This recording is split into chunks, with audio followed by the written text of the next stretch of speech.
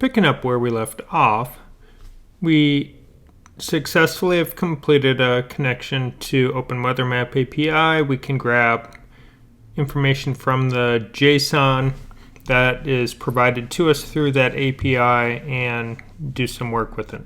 So now we're going to have some real fun.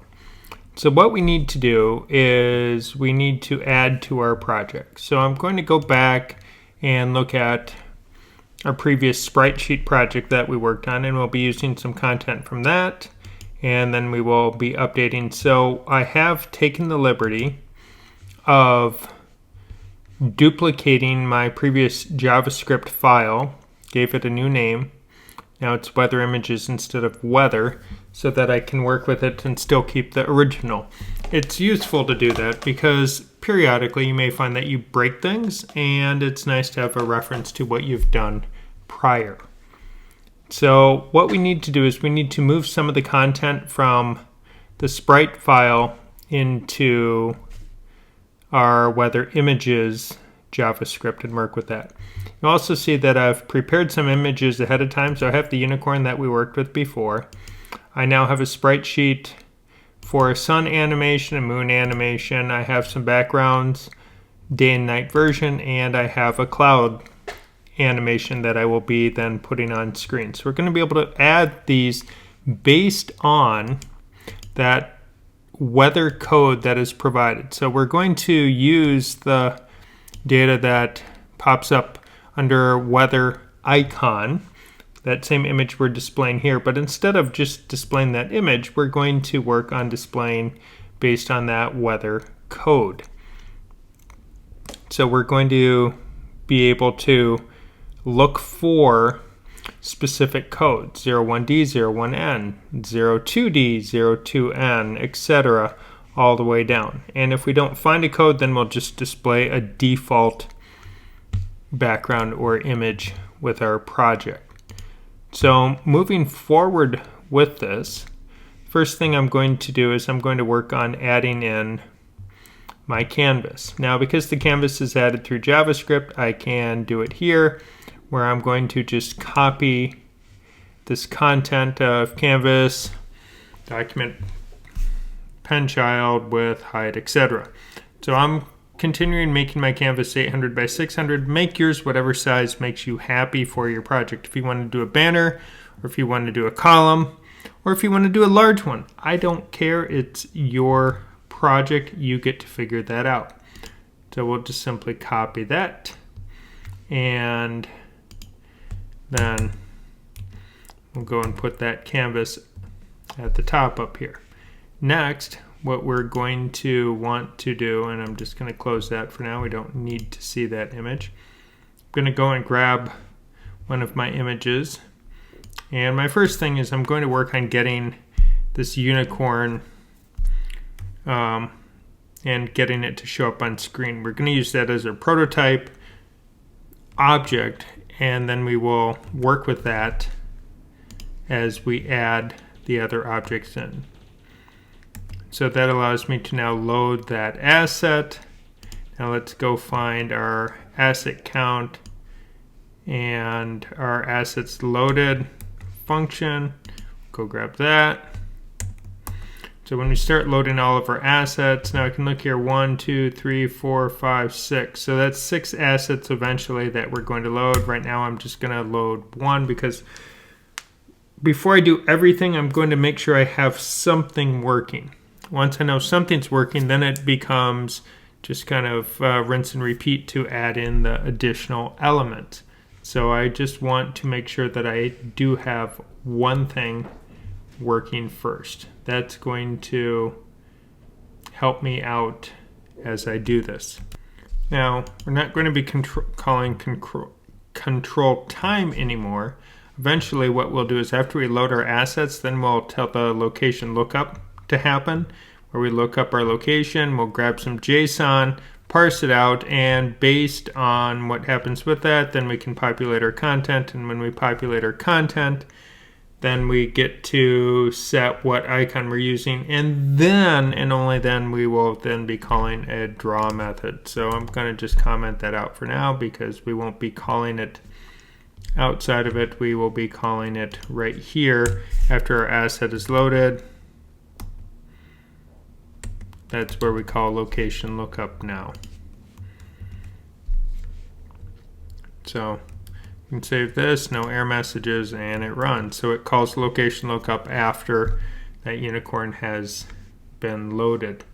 So it's a start. We don't have anything shown up on our canvas yet because, well, we're not telling it to show us anything, and that's what we're going to need to work on doing. So inside our populate content, that's eventually where we will call draw. And now we can put in function draw.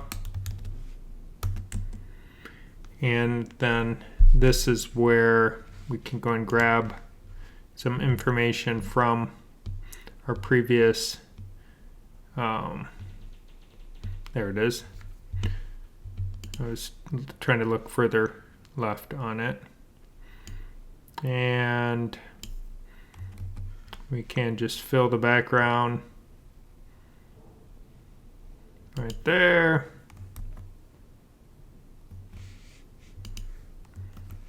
Of course, what are we filling it with but nothing? But as we do this, and we're not seeing anything happen, we have to look at which script is actually being loaded. So it's very common when you update or duplicate a script that if you don't update the new one that you are looking for, then nothing happens. So now when we save it, now we can see, now we have our canvas showing up. So common mistake. I've made it here in the video. I made it when I was prepping for the video earlier. So it's really easy when you make a duplicate file, you start making changes in that. But if you never get around to loading that file, you don't get to see it. So there you go. Learn from my mistake. Don't do that as well, and then we'll be in better shape. So we now know the canvas is working, the canvas is clearing itself, etc. All right. We've loaded an image, and then it calls location lookup, so we know all of that is indeed happening. But we're not showing that image yet because we haven't made it. So let's go and grab that unicorn class right here. So I am going to shift click and select it, copy that. Now let's click over here. Now one thing is that we want to define our classes at the beginning, not at the end, otherwise that will cause errors. So now we've defined a class with it, and it's looking for the unicorn image. We can see we're loading the unicorn image. Unicorn has update and display methods, so let's try that. Oh, well, we could try it, except that we haven't made one yet. So now, so if we say unicorn is a new, and I want to make one change. We're going to make a bunch more changes, but I want to make one right now just so we do it. Capital S Sprite. I'm going to, because we're going to turn this into a generic class that we can use for all the assets that we load, not just having to repeat the class over and over and over. So this will be a new sprite, and then we can see it's telling us the parameters for the sprite will be X and Y. So now I could say we'll do an X of 0 and a Y of 500 because, well, I can. I mean, sometimes what other reason is there? Unicorn update, unicorn dot display. Save that, no error messages, and our unicorn is there, but he's parked. And he's parked because if we go back and look here in our draw method. Either it's inside draw, or in this case we were controlling time. We're not going to do that in this one, but we have to make sure we call RequestAnimationFrame, which we neglected to do here in our draw loop. So RequestAnimationFrame draw, just like that, and now there he goes. Sweet. So we're going to modify the Sprite class here to make it so we can use it for any image. And this is where things are going to get really cool. This is where we can now make this significantly more versatile. So we have an X and a Y. So for all of our assets that we're working with, we're just going to make them move in a horizontal manner. So I'll call speed X. And then we're going to have the source width, the source height. We'll have the sprite width, which we'll just use W, the sprite height, which we'll just use H. We'll have a number of columns that are part of the sprite sheet, total number of frames, so it knows how many to look for, and the texture will be the image asset that has been loaded. So if we put all of these things in, the only new value that we're putting down here, we can say this dot texture equals texture.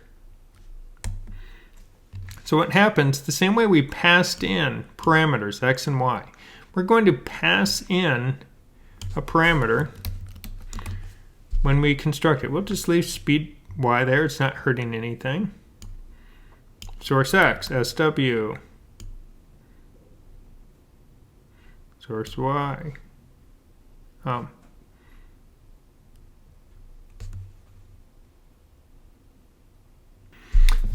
Source X always starts at 0 because that's the top left corner of our sprite sheet. Now, if we had a sprite sheet that was actually a texture atlas, so we had multiple images for different sprites on the same sheet, then we would have different starting X's, and then that would be done a little bit differently. We're not doing that here. So source X and source Y will both start at 0.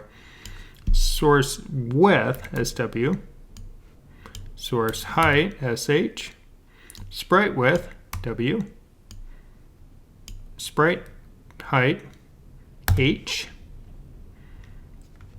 Current frame will start at 0. Number of calls will be calls. Total frames will be frames. So this all works now, except if we assume that everything is going to be moving with a positive speed value, then we can say if canvas width is, if our X is greater than the width, then we're going to set it to a negative width value. Now we can't do W here because W doesn't exist anymore once we get out of that curly brace. But this dot sprite W does exist. Now we're not animating on height, so we don't want to do that. We could, if we gave something a negative speed X, so it moved right to left, then I can go if this dot X is less than negative this dot sprite width. At that point, we will then say, oh, I lost my X there when I was deleting something. So now we say this dot X.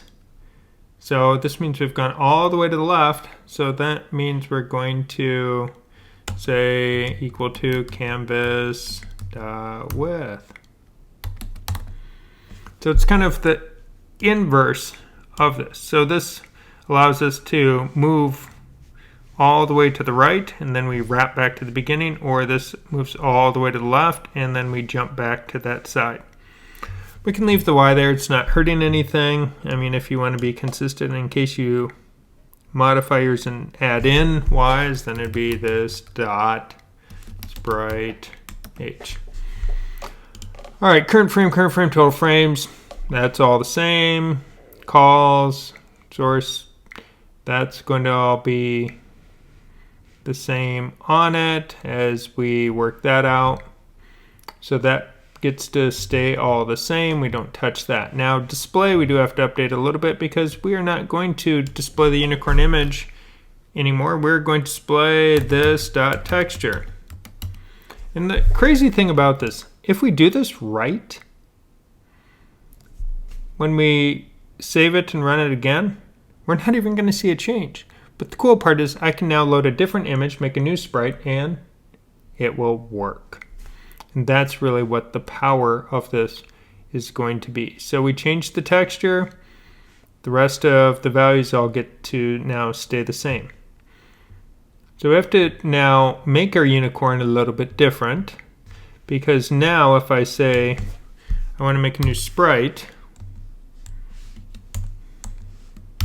here you can see it's now code hinting all of those values that we put in. And this is why it's useful to make sure our names are kind of decent while we do it. So X, Y, I'll say my Y, let's go put it down. I say 500. We had before SpeedX. I'm going to slow them down to 2. Now our sprite width. I don't remember the sprite width. Oh yeah, 64. Everything about it was 64. 64. And so now 64, whoop, forgot my comma, always need a comma, 64, 64, so, comma, calls. Now let's go check on that unicorn there, and the unicorn 3 columns here, and 10 frames. So, now I delete, retype the comma, it gives me my code hinting again. So 3 columns, comma, 10 frames, comma, and now my texture is going to be my unicorn image. So if we save that, we'll see, there he is, but he's going a little slower because we changed his speed to a, in this case, it's a fixed value. If we wanted to put random in, we certainly could. Instead of putting in 2 for the speed, I could have that same value we had before as the math.random parenthesis times and then the range I want it to be. So we could do that, or we can just put in a fixed value for now. All right, so now I've proven that I can make it work with the unicorn. So that's my first step. The next thing I want to do is I want to add in my other elements that I'm going to work with here, and this will be the other images. Then we're going to put some conditional logic in that allows us to verify which icon code has been selected, and then once we know that, we're going to store that information in a variable so that we can then display the correct animated scene. So we've cleaned up our class, so it's not the unicorn class, it's a sprite class. And now we're going to just do a little bit of work here. So now I have clouds, flower day, flower night, moon, sun. Okay.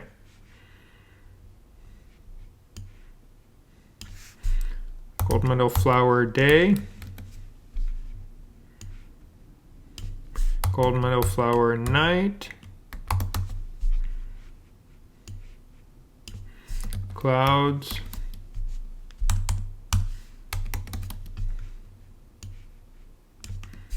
Sun. And finally, moon. That's now not one asset, but 6 assets that we're loading. So I'll change my total assets. And now we can go and change our paths. And so gold medal flower day. Gold medal flower night. Clouds. And sun. And finally moon. Now we do need to modify the image dimensions that we're working with here. I know that the gold medal flower is 800 wide, 600 tall. Cloud's image is 1400 square. Oh. All right, and I'm not going to remember those offhand to get it right, so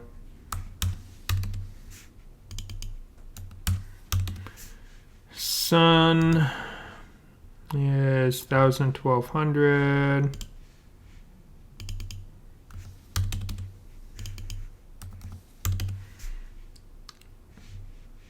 And finally, moon is 750 by 900.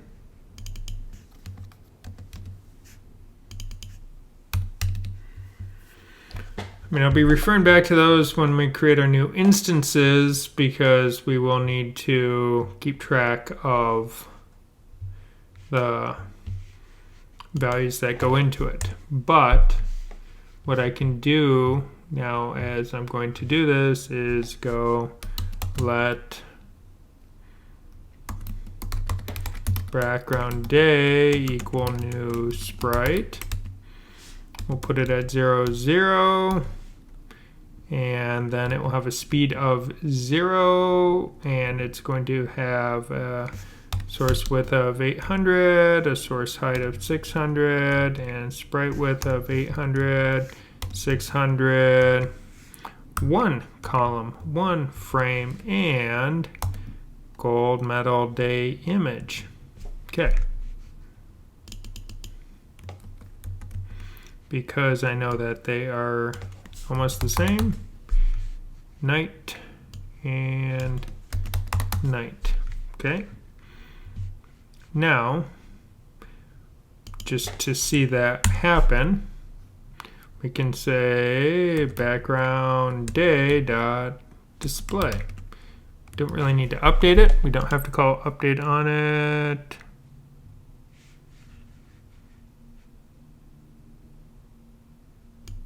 And broken. All right, so scrolling up here, it suddenly becomes really apparent that I changed created new images, but then I reloaded the unicorn image every time and I forgot to change that. Whoops. Copy pasting is not always what it's cracked up to be. So I'll click on those two, paste, copy, alt click, paste,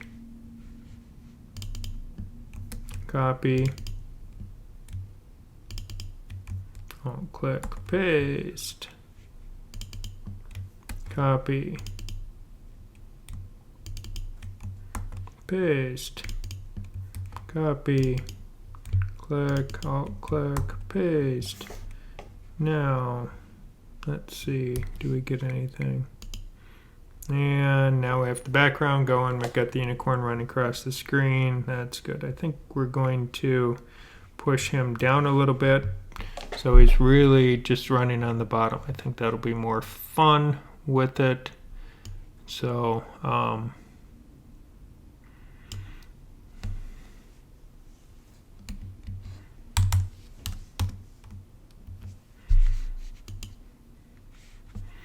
right, so that would be at the bottom of the sprite with it, but we need to even go down just a little bit more so it's truly on the bottom.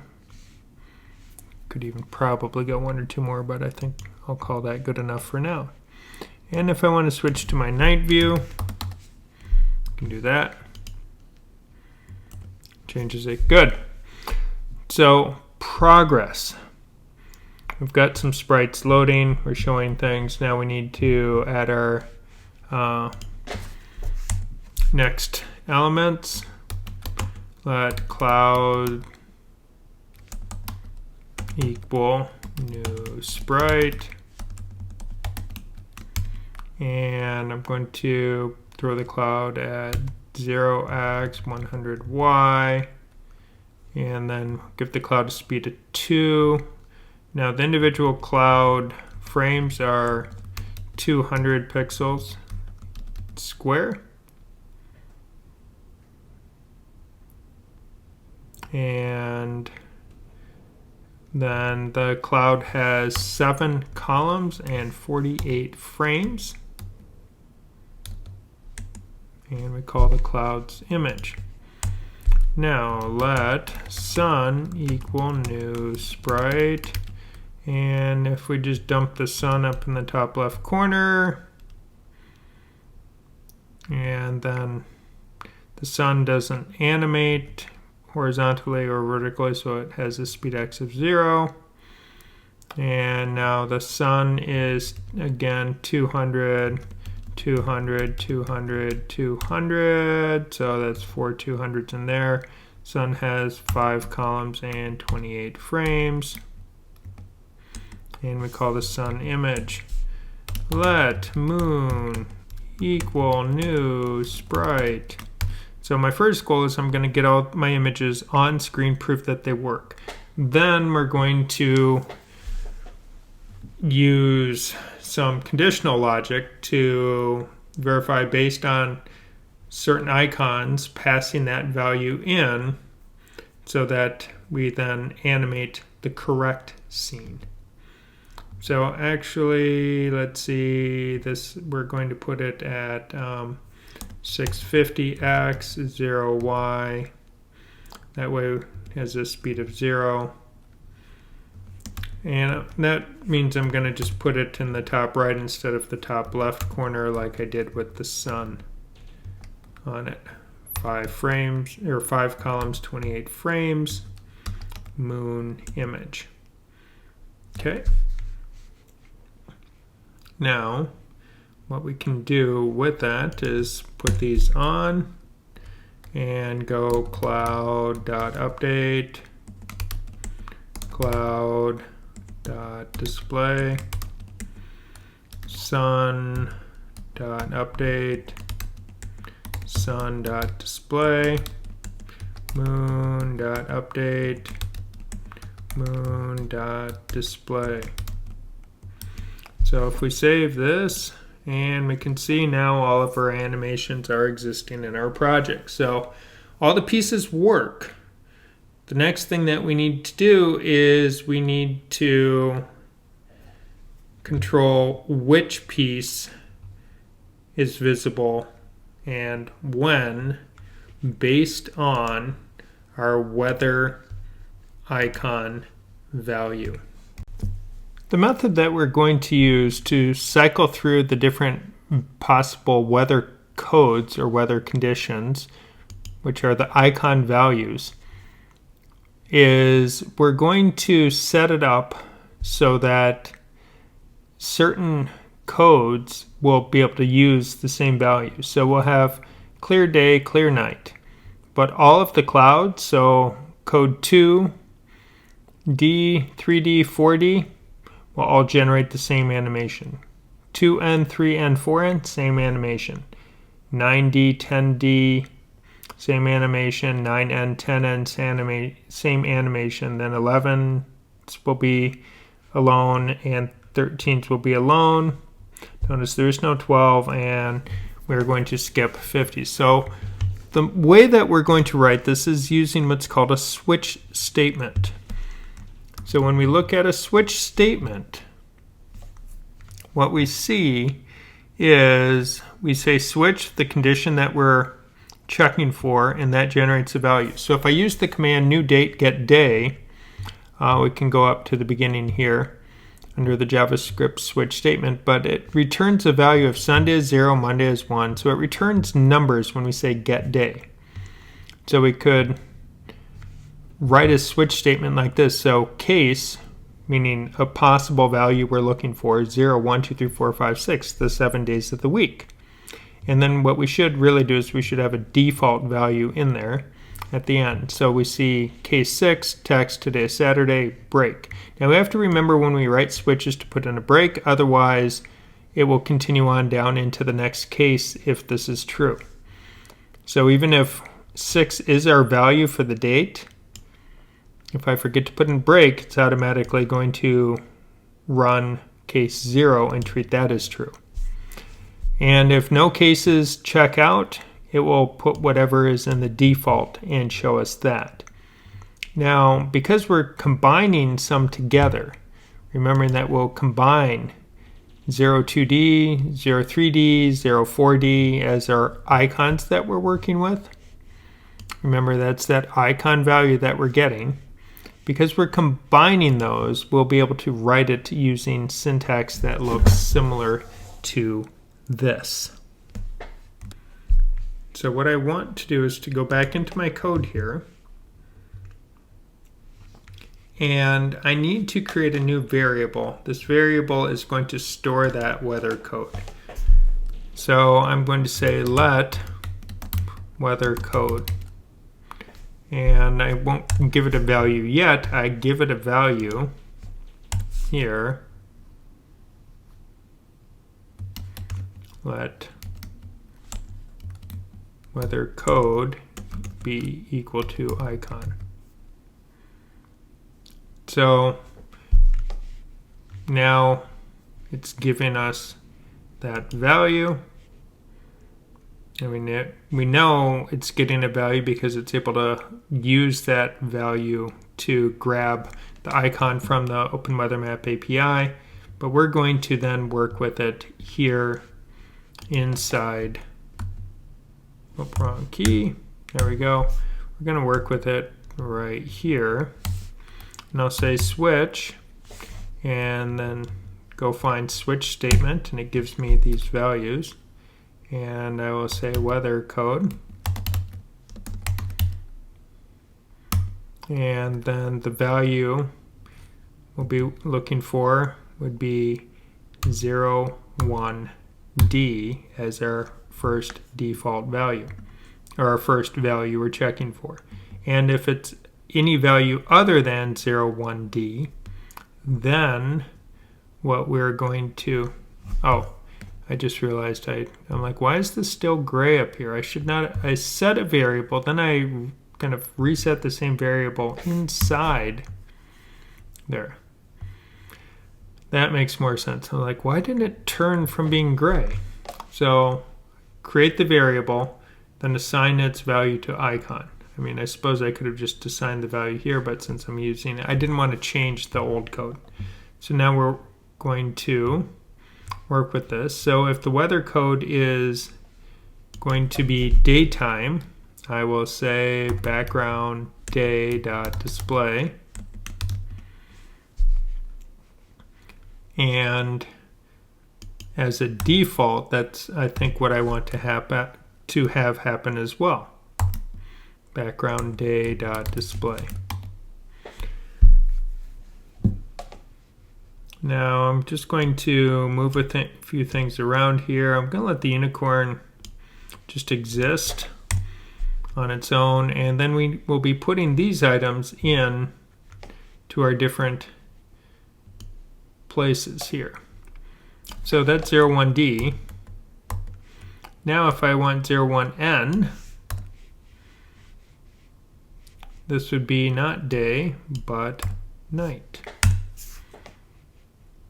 Now when you do copy paste switch statements, they have a tendency to go wonky on the indents. That's just how they behave. So one thing you can do is just not worry too much about the indents, and then you can always go and highlight, and then go under view, choose your command palette, choose beautify, and then that cleans up that selection. So now our switch statement has been improved on it. All right, so now this statement here we don't need anymore. We're not working with that. And the sun is something I want to have show up during the daytime, so we'll move that up. Draw the background, then draw the sun, move it over, And Command or Control on the right square bracket indents to the right. To unindent or move things back to the left, it's the left square bracket. So if you've seen me do that and we're wondering, wait, what's the key command that's pulling that off? That is what is doing it. So Command or Control, depending on platform, and then right bracket moves that over.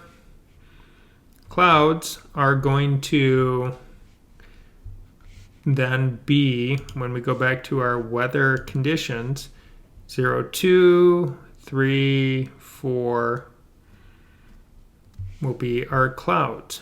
So we can set that up right here.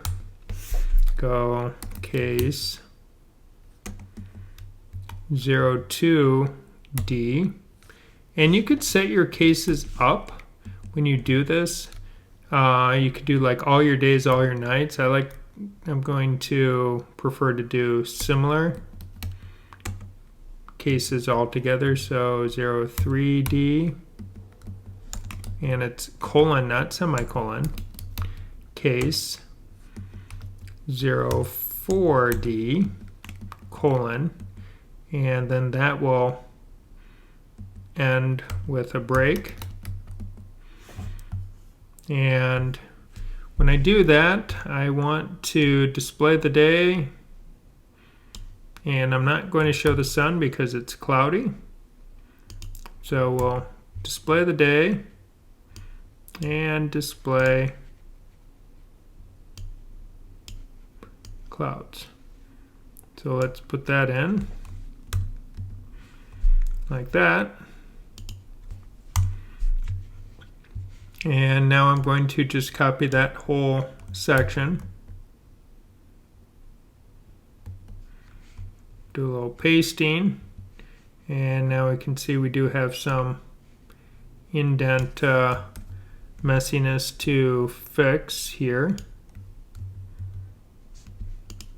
And I suppose beautify would certainly be a faster way than me manually doing it. Okay, so that now cleans that up with it.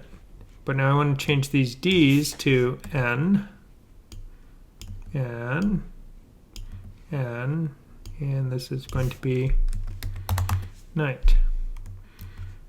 So now if we save this and take a look at our project, we'll see right now it's 0, 1, D, we're getting that value. So what we can do is we can force it. So I can force a value and say 0, 1, N. Now if I and close my bracket there, or quote, now we can see night, we got the moon, our night image, that's working. Now if I go 0, 2, N, let's see what that does. Okay, now we got the cloud, unicorn. Okay, I think I need to make my cloud go slower because the same speed as the unicorn isn't really working for me. And 0.5, let's see how that looks. Yeah, that's better. All right. So as you can see, we just rinse and repeat the process. You display the correct elements on the correct weather condition codes. The next thing I want to show is how we can take advantage of using canvas filters. So I'm going to play around with brightness and hue rotation. Could even play with saturate if we want to change the look of these specifically for the night scene. So when I move into the night scene, what I can do is I can hit it with a filter, and I can go context.filter, and then I can specify the filter I want to use is hue, rotate, and then I put in how much. I'll say 52 degrees. Next. Well, we'll just save it and see what it looks like. Let me just, we want to go 0, 1, N right now. So we can see that take effect, and we can see that rotated it. Okay, that changed it. Now the next filter I want to do is going to be brightness 30%. Now when I pull that up, you can see how suddenly the whole thing got dark.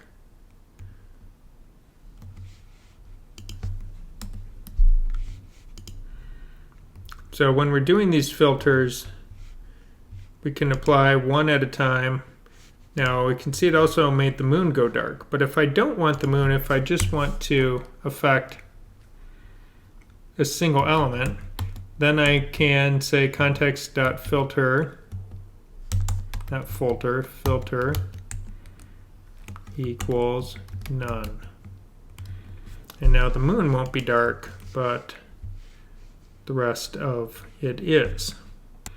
If I want to show multiple filters, if we look down in the examples on the MDN page, we can see what we do is we just put them all as a list with spaces in between them inside our single set of quotes. So now if I were to grab this, put that in there, and now let's see, we can see where it's now a little more eerie colored at night. So that allows me to combine more than one filter. I mean, I could even do something like blur, and for px, pixels, do that, and you can see where now it blurs it. The moon's not blurred, but the background image is. So there's a lot of fun that can be had working with these filters, in addition to choosing all your different cases as you're going to display them. So I would encourage you to take a look through the Canvas filters and see if any of them will give you additional value on top of your super awesome image animation creation skills, so that you don't have to make as many separate assets, and you can then create variations. Maybe you want to create variations based on using the filters when you work with things. Now, something else to look at, so like the cloud here. Right now I have the source width and height is 200. So let's choose a condition with clouds, and I'll go 04D for my weather code when we populate it here. 04D. Save that, make sure I'm getting the cloud. Okay, got the cloud loading there. But when we create this sprite asset, if I were to adjust the width of it, you can see I adjusted that width. If I adjust the height, so this is its display size. So when you say the sprite size versus source size, the source is how big the pixels are in that sprite sheet. The sprite width and height is our display size, how big we want it to be. So if I want it to be extra tiny, I could do that. It also means that you could create multiple instances, cloud 1, cloud 2, cloud 3. So instead of grouping all the clouds together, maybe you don't, and you put in 1 cloud, 2 clouds, 3 clouds, 10 clouds. Could do it. I mean, we've worked with multiple assets before. You could have an array of clouds if you wanted, and you could then loop through that array to update and display. You could send the clouds to random X and Y positions to start, or fixed values. So there's using the knowledge we've done on previous projects to help you on this will allow you to maximize the return of your assets and be able to create something that is engaging and entertaining and fun.